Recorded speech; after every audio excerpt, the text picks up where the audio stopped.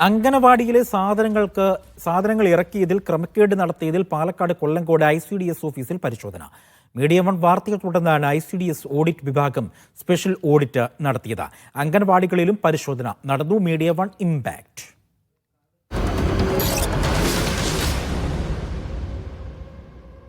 Kollengode ICDS അംഗനവാടികളിലേക്ക് സാധനങ്ങൾ ഇറക്കിയതിൽ വൻ അഴിമതി നടത്തിയിരുന്നു. കൂടുതൽ പണം നൽകി കുറഞ്ഞ വിലയുള്ള സാധനങ്ങൾ അംഗനവാടികളിൽ എത്തിച്ചു.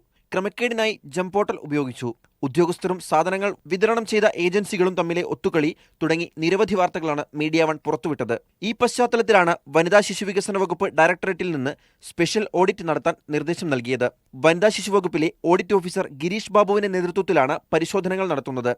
അംഗൻവാടികളിൽ ഇറക്കിയ സാധനങ്ങൾ സംഘം പരിശോധിച്ചു. കൊല്ലങ്കോട് ICDS ഓഫീസിലെത്തിയും രേഖകൾ പരിശോധിച്ചു. സാധാരണ ഓഡിറ്റിൽ നടക്കുന്നതിനേക്കാൾ സൂക്ഷ്മമായ പരിശോധന സ്പെഷ്യൽ ഓഡിറ്റിൽ നടത്തും. ഓഡിറ്റ് റിപ്പോർട്ട് വനിതാ ശിശുവികസന വകുപ്പ് ജില്ലാ ഓഫീസർക്കും വകുപ്പ് മേധാവികൾക്കും കൈമാറും. ശബ്ദ സന്ദേശം ഉൾപ്പെടെ പുറത്തുവന്നിട്ടും ഉദ്യോഗസ്ഥർക്കെതിരെ നടപടിയെടുക്കാൻ സർക്കാർ തയ്യാറായിട്ടില്ല. കൊല്ലങ്കോട് ബ്ലോക്ക് പഞ്ചായത്തിന്റെ പരിശോധനയിലും ക്രമക്കേട് കണ്ടെത്തിയിരുന്നു. Sajid Ajmal, media one, Palakkad.